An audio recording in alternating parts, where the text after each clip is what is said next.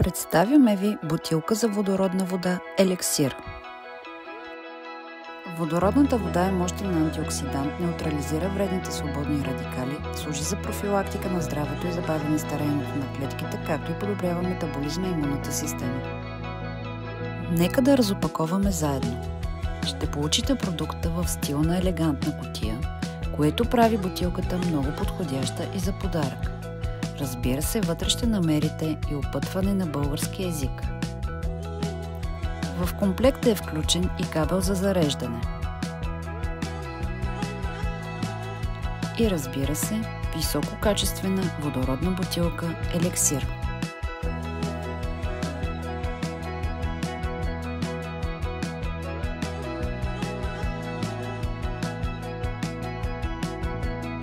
Нека да разгледаме елементите на бутилката и как можем да я разглобим.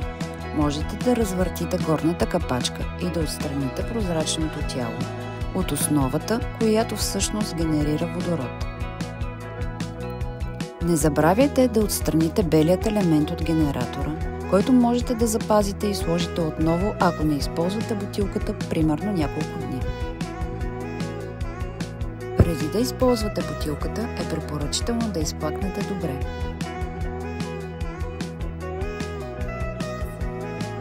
Направете няколко водородни насищания.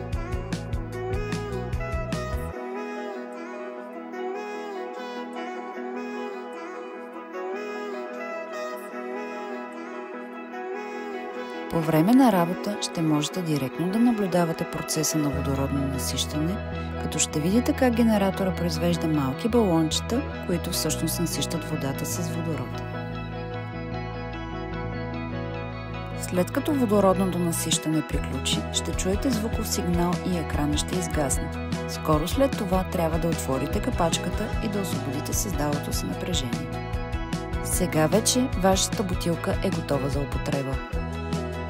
Можете да изберете от два режима на работа 5 или 10 минути, което определя и степента на насищане с водород. Основните предимства на продукта са високото ниво на насищане и използването на високотехнологични елементи, както и титаниеви електроди с платинено покритие и мембрана за обезвреждане на хлора и озона за получаването на вода без съдържание на метали. За да приготвите водородна вода, можете да използвате питейна, пречистена или изворна вода. Не използвайте минерална вода или други напитки.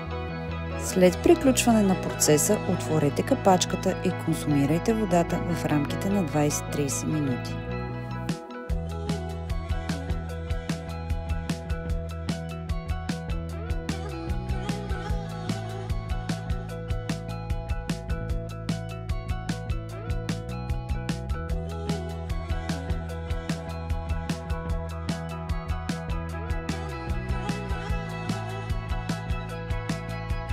Когато батерията е изтощена, използвайте подходящ адаптер за зареждане или включете кабела във вашия лаптоп, докато работите.